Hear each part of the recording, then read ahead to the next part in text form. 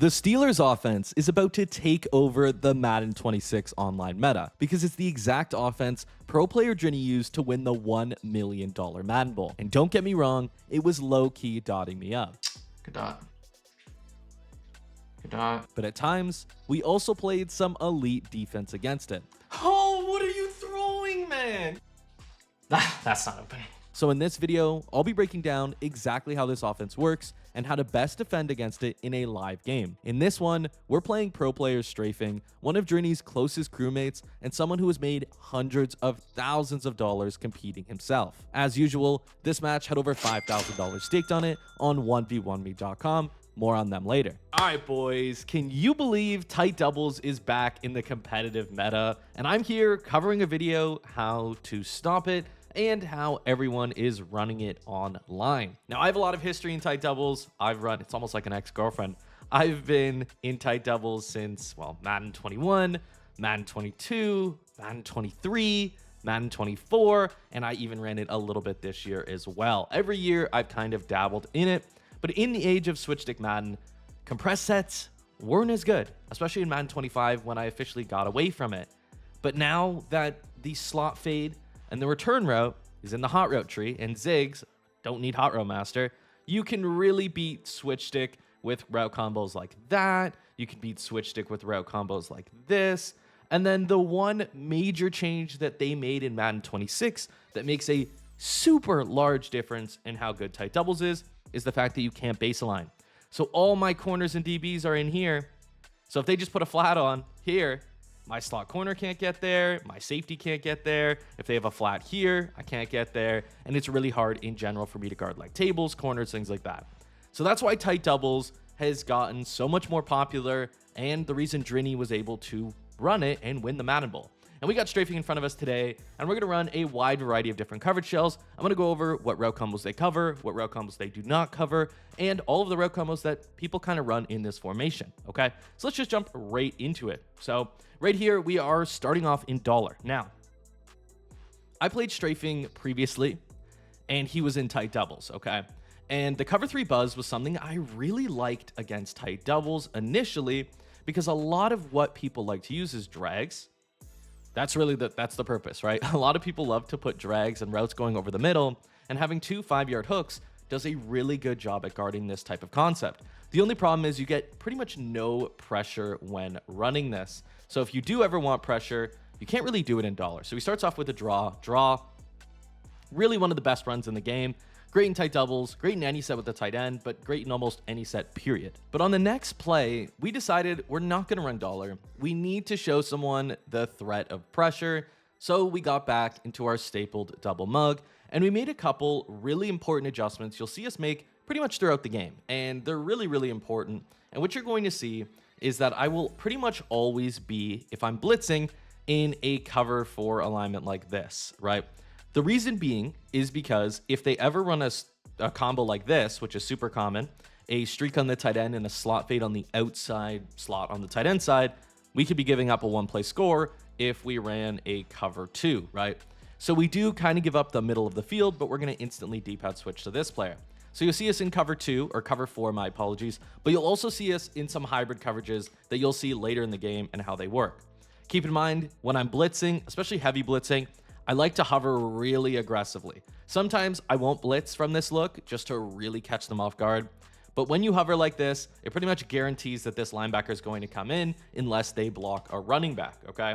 So I'm hovering really aggressively. I guarantee you someone comes in, we get that free linebacker. We instantly, in this case, we user lock. So we press left on the D-pad, then right bumper. We run into the line and we spam the X button to get off so we can get back to the middle. You can see my user is running back to cover the post here. It looks like he's in cross wheels, streaking his tight end, wheel running back, post the T side slot on this side. And then on the other side, it looks just like a corner and a slot fade or a wheel, right? Probably like PA wide receiver cross or just cross wheels.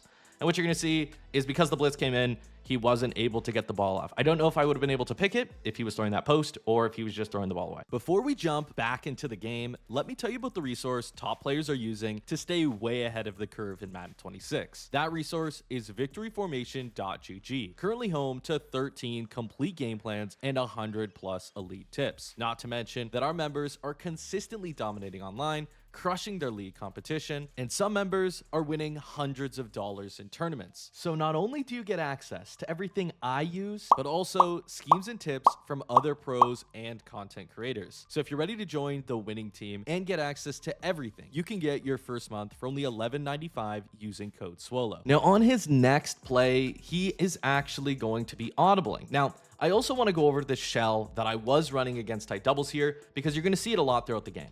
This is one of my favorite shells, and I run it, I want to say like 70% of the time in this game versus strafing. You man up the outside receiver because a lot of the time he is on either a return or a corner. So manning him up pretty much prevents the return from winning or the corner route from winning. And I like to shade outside as well. Then we have this hard flat. The reason we have the hard flat on the outside corner and not the slot is the slot can't get to the flat quick enough. So if they run the play double stick, if they just throw this flat, they're going to guarantee 10 yards, even though we have a hard flat on an interior player. That's why you have to have the hard flat on the outside corner. Then on the other side, we're using this hard flat, really just covering this area of the field, wheels, flats, drags, things like that. And then we leave a mid-read or a hook zone to support the inside third over the middle to do a good job at covering deep crossers coming from the tight end side slot or even the outside slot in tight doubles. So what you're going to see here is he's going to audible to trip tight end flex. And this is something you'll see a lot of people run, right, when they're in this Steelers playbook. So tight doubles is the primary formation a lot of people will use, and then they'll audible to the trips tight end flex because the trips tight end flex has, number one, this flat RPO that people love. They can just instantly throw it. Very difficult to guard, especially if you're in a nickel set. But on top of that, they will run slant post, right? That's way more common. You'll just see a lot of slant post. So in this case, we actually pretty much leave our shell the exact same way that we had it. And you're going to take a quick look once we show the shell. We are in basically like a cover 4, right? This is essentially a cover 4. I put this player on a hard flat just in case he does run that flat RPO. I send only a few people. I'm probably going to user this hook and D-pad switch off to the hard flat. So right here, yeah, we're on the hard flat.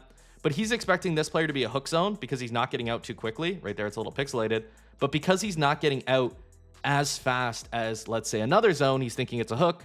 But in that case, it ends up being a hard flat. So maybe he thought the hard flat was going to go further out, which maybe he should have, but he ended up throwing it directly at us. And we return it for maybe not a pick 6, but we do end up scoring on this drive. So Strafing's back on offense, down 12 points. Yes, I missed my 2-point 2 times. It happens. But nonetheless, he is once again in tight doubles. And I also want to point out that the primary way people are running tight doubles right now is the tight end on the short side, right? So T short side, you can see the hashes to the right. So that's the short side. And then the receivers on the wide side, right? That's something you definitely want to pay attention to because if they ever have the receivers on the short side, they are almost definitely running the shot fade cross combo with the streak and the slot fade, trying to beat your cover 2, right? And the nice thing about this is this man up also does a great job against slot fades, right?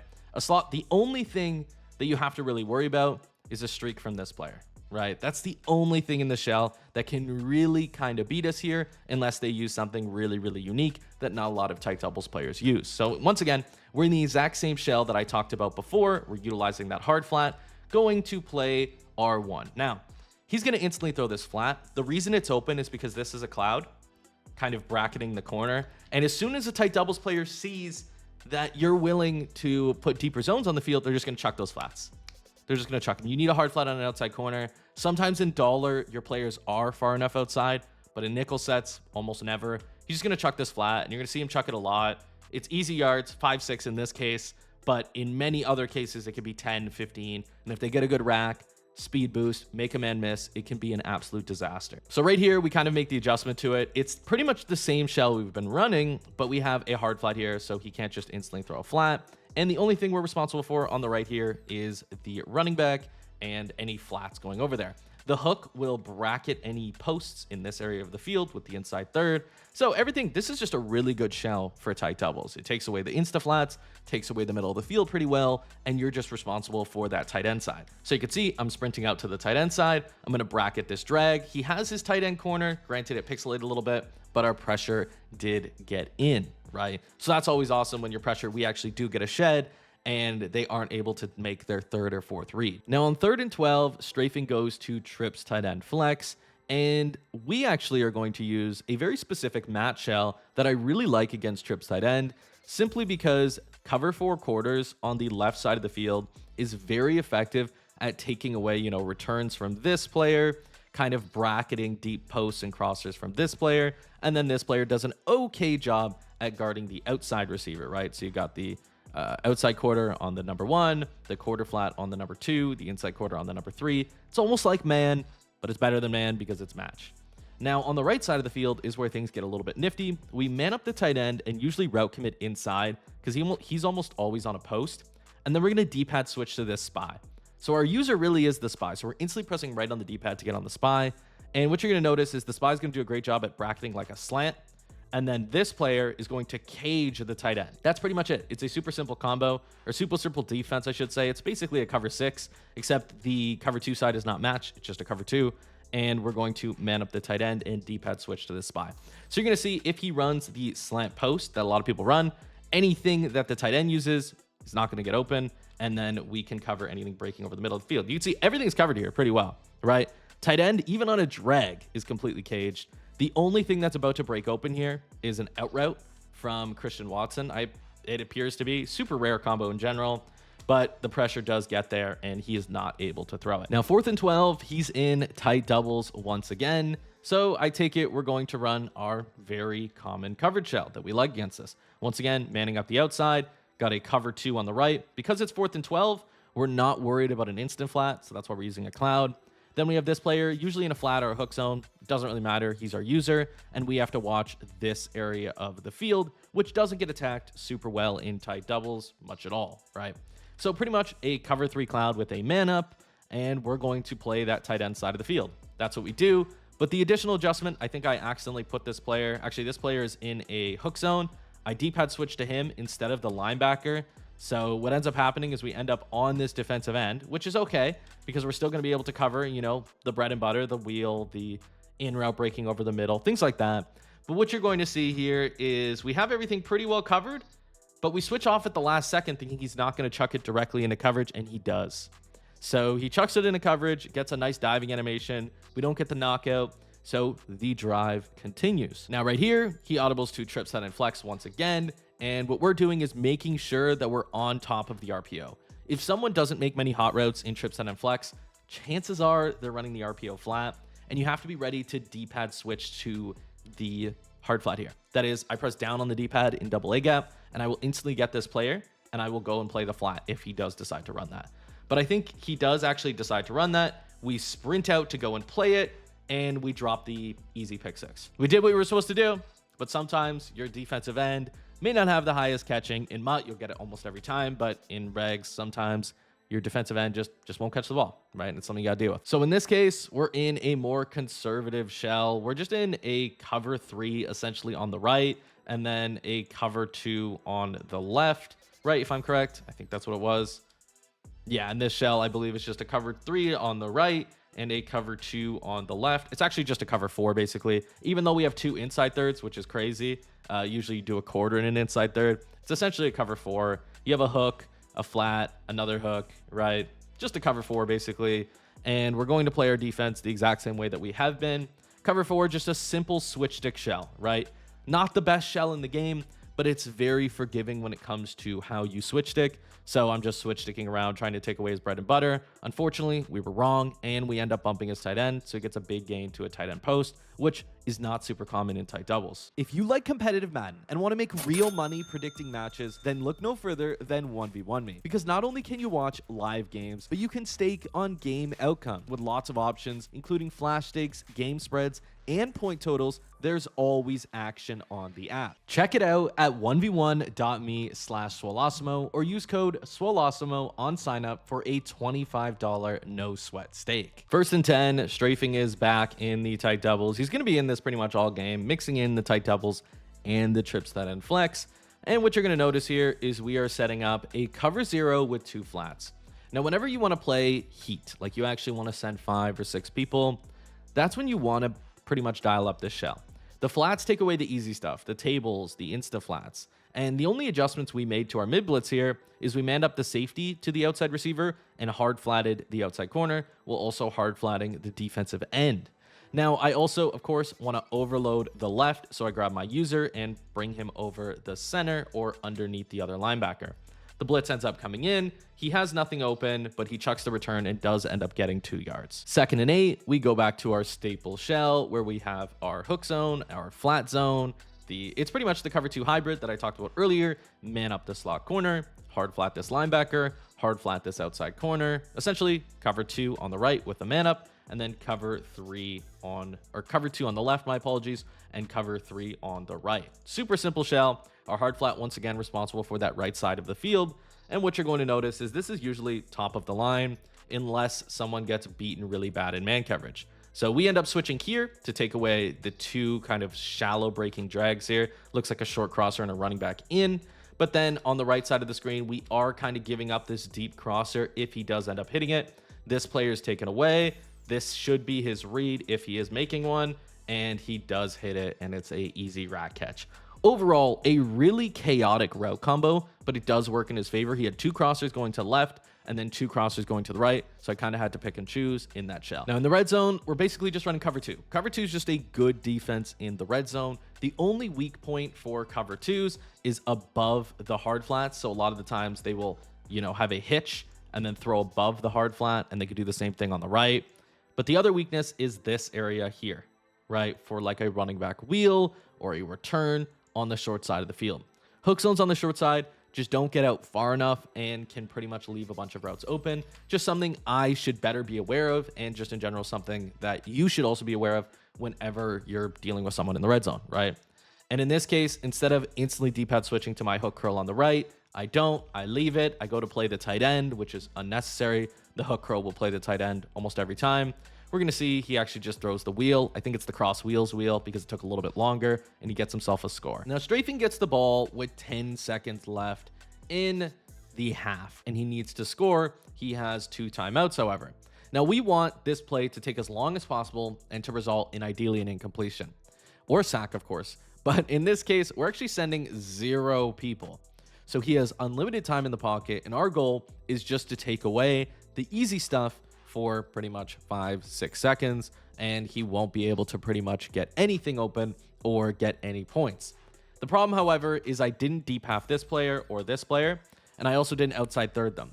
And cover 4 drop in general can be pretty weak to bombs. And what you're going to notice is on the left of the screen, he has this P wide receiver cross like fade route like this, and it can get over those deep outside quarters. And you can see I'm really scared here because he's 95 speed, so I don't see what's going on the right. He throws the tight end, gets a possession catch, and ends up getting 3. Now, Strafing starts with the ball out of half, and we are going back to our staple shell. It's been really good for us in most cases. The only times we've kind of got dotted is when we went to, a cover 4 or a heavy blitz. So what you're going to see is our very basic shell. Once again, the man up, the hook, the hard flat. In this case, the safeties are backed off. We'll have to fix that. And we have everything covered initially, but I make one grave mistake. And I believe I shaded down on this play. So the hook curl is actually playing really low instead of playing over the middle. And you're going to see I also switch down to play the hard flat. So he's able to throw this post route for a big gain.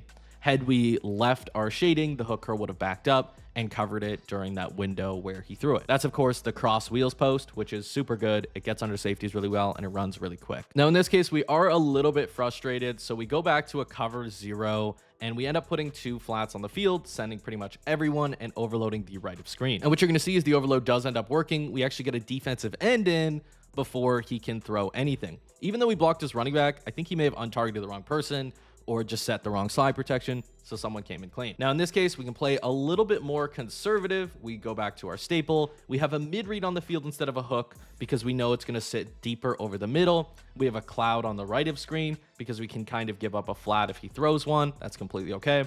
We're once again responsible for the left of screen here, right? You're going to see I'm going to play with this curl flat and go to the left to go take away any wheels and any flats. And the route combo, let's see what the route combo ends up being. We pretend we're overloading, we're sprinting to the left. This is something that a lot of people will use in, cross wheels or tight doubles in general. And I think this is PA wide receiver cross. So he has a streak on his tight end, a wheel on his running back, a short crosser, another crosser, and then a slot fade, right? So essentially 2 crossers, 2 streaks, 1 wheel, right?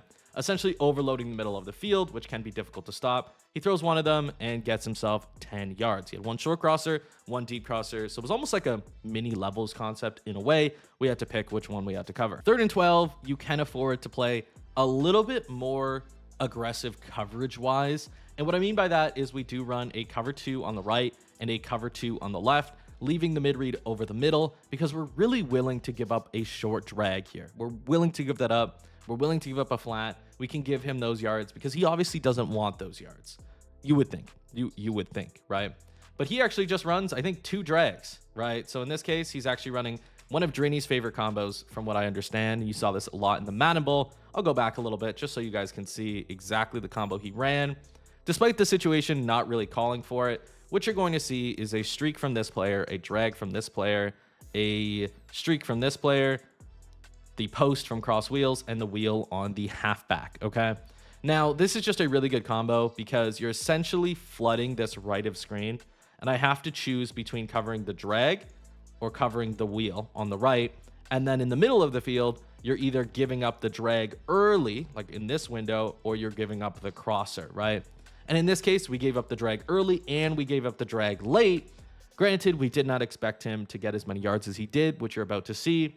But nonetheless, you can see it was solid defense. We didn't think that was that open, but it clearly was, and he got himself a really cheeky first down. 1st and 10 from the 25-yard line. We're running the same shell here, right? We're like, okay, he's not going to run it twice. The only difference is we don't want to give up the flat on the left, so we put a hard flat instead of a cloud, making sure he can't throw a flat. The only downside is you're going to notice that if this man coverage defender isn't shaded outside, maybe I forgot to make that adjustment, or route committed maybe, he still can get beat on a corner. So you're going to see when Strafing snaps the ball here, we cover the slot fade. He does have this tight end open for a window because my mid read's moving to the left. But what he sees is the corner actually breaking open, beating our man coverage and giving himself, all the way down to the 1-yard line. And what you can notice from the one, he's running like single back doubles off close, and we stop him initially, but then he decides to just run it again. He's in single back wing pair with 3, basically wing pair. He has a receiver there, and he just runs it up the middle and scores. So super annoying drive, really a mix of him just calling some really unorthodox tight doubles plays and kind of just getting things open against man coverage. And then the really most annoying part of that drive was the drag that he gained 12 yards on. Now it's okay in Swolosimo land because we score again, and we are up 2 possessions, up 9 in this case, doing all right, but having to deal with Strafing's tight doubles once again. So we're going to our more conservative shells. We don't want to be giving up a late running back wheel because we're running a cover 2. So instead, we ran a cover 3 on this side of the field. Our basic shell pretty much throughout, and what you're going to notice is we are going to sprint out to go cover that running back wheel. Right there, we actually end up running into the line. That's one thing that can happen in double mug and get really annoying. We do eventually get out there to go and play the hook, but he is going to throw this crosser, right? Because the hook curl is playing at about a 10 yards of depth. The crosser is running to about 20. He throws it. It's an open dot, right?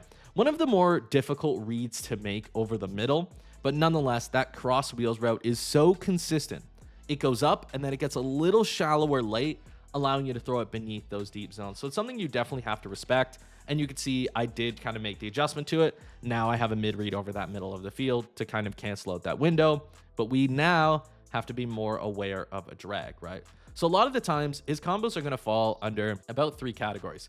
He's going to run cross wheels, something like streak, post, streak, return, or drag, wheel, right? So that's going to be one type of combo that he's going to run at a very, very high clip.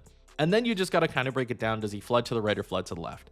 Now, if he runs tight curl, it's going to be corner, flat, return, drag, flat, right? So essentially flooding the left of the screen, the receiver side. And then in some very rare cases, he will flood the right. So corner, streak, flat, drag, in route, right? And that really is how people run tight doubles. They break down their combos into something like that. Now, strafing's a little unorthodox once again, so he may end up just running something crazy like 2 crossers, streak, crosser, in route, right? And just flood everywhere on the field, which can be really annoying. And if someone knows how to make those reads, it can be difficult to stop. But you're going to see all those combos pretty much fall into a category like that. In this case, we got basically 2 drags. Once again, the 2 crossers, 2 streaks, and then a flat. Not a bad combo, do not get me wrong. And if he makes the read quickly enough, he's going to have one of them. But we end up switching down to go play the lower of the crossers, and our pressure got in. Now, 2nd and 23, you have to assume he is going to be in cross wheels, right?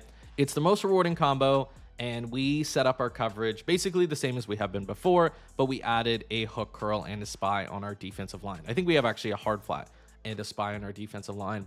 The only thing is we make sure we cover the crosser, but the tight end doesn't end up being a streak. He actually throws it, and it ends up being a deep curl, and he gets the first down. One of the most annoying things someone can do is use those deep curls, whether it be late downs, early downs. I would argue it's even better on early downs where people aren't expecting them.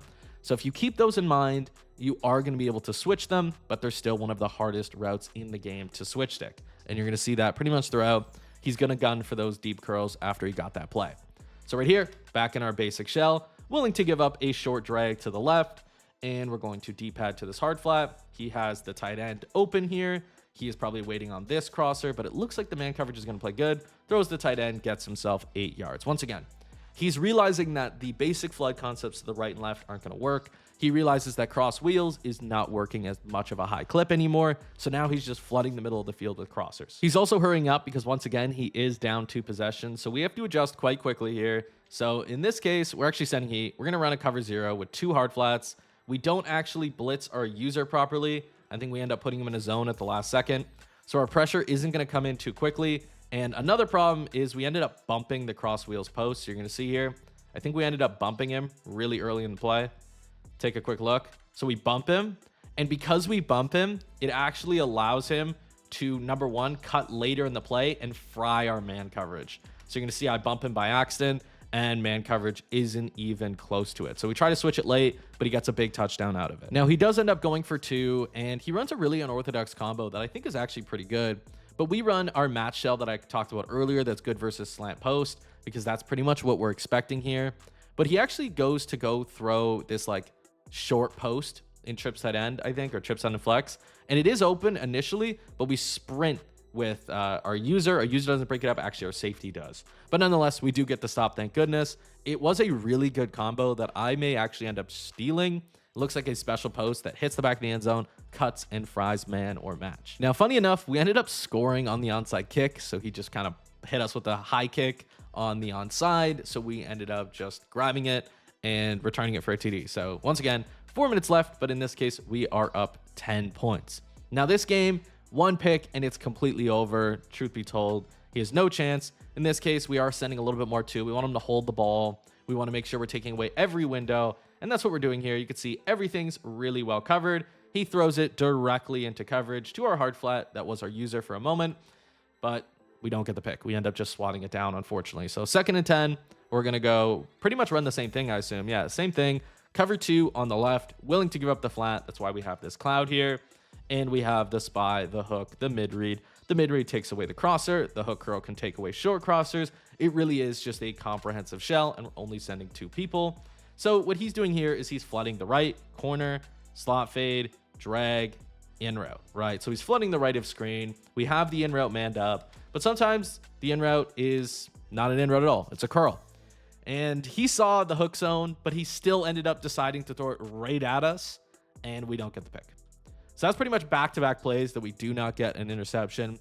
So we're really frustrated at this point. We played great defense against the tight doubles thus far. Even though we are sending 2, it's easier to play great defense when you send 2 and you're in this situation. But nonetheless, he's in trip, stun, and flex here. We're going basically to a match-like shell. We're manning up the tight end, but in this case, we're mabling the left of screen. So it pretty much doesn't matter what the tight end goes on. We just got to worry about whatever is going from the left to the right of screen in this case, right? So we switch to this hook zone. We're on the crosser. We're about to go play the Texas. The Texas is open for a moment. He could also hit this drag. We're kind of covering nothing here, but also covering everything. He definitely can't throw this. He can make the read to this drag, or this Texas. I would not be surprised if he hits the drag. Instead, he hits the backside in. And I still am never going to expect that. That is probably the same route that he hit us with in the red zone. A really unique route in general. I actually just want to see.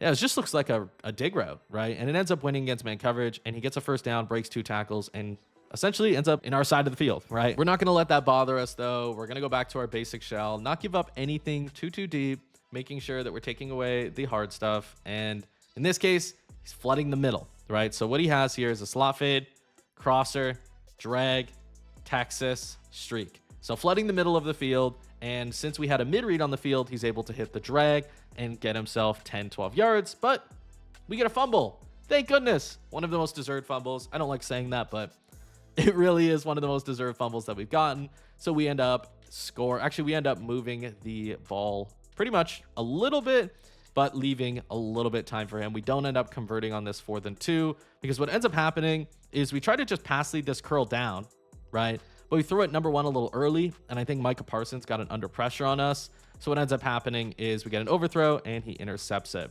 So 1 minute and 53 seconds left. He needs to score here, and he needs to also get the onside. So let's see how he does. Once again, we're going to run that very conservative shell that worked against him before, essentially stacking that right side, or the 2 receiver side of the field, and then knowing that our user is responsible for the left. Right here, he chucks a curl. We drop another pick. We drop another pick when he chucks that curl. So that would have ended the game for sure, but he's still on offense here. Right here, he actually audibles to bunch X nasty. So we're going to run a very, very basic, just cover 4 on the right, cover 2 on the left.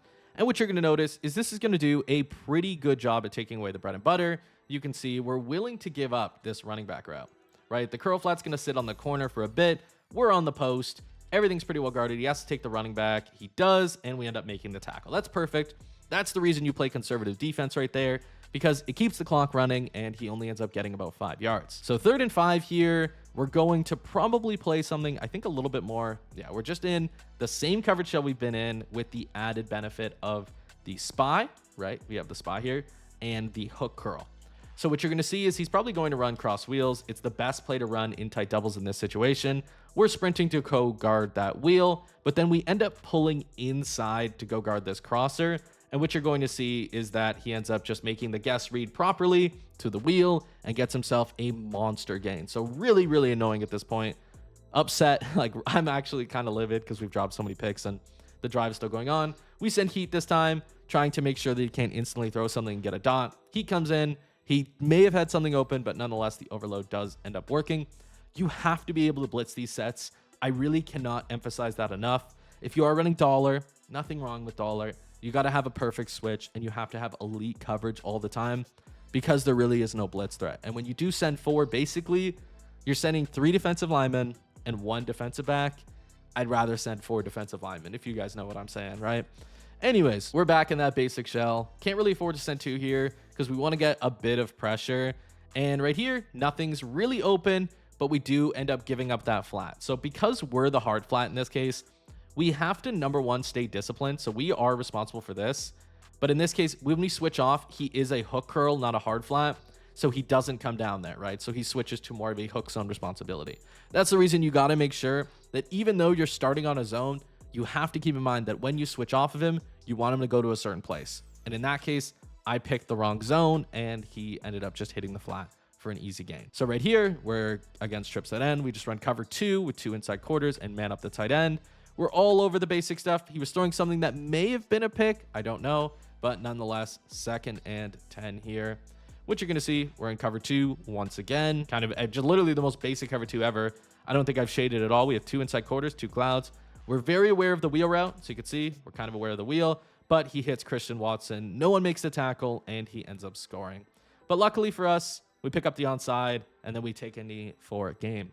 So I hope you guys enjoyed how the tight doubles works, how to best defend it, what people are doing in it, and how and why it seems to be so popular right now online. Because you've seen Strafing, although he did throw a bunch of passes that were errant reads, he also had a lot of different route combos at his disposal, and he also was able to get things open. So if you want to see another video on an offense that may not be as meta as tight doubles or bunch X nasty, you definitely want to check out the video right over here.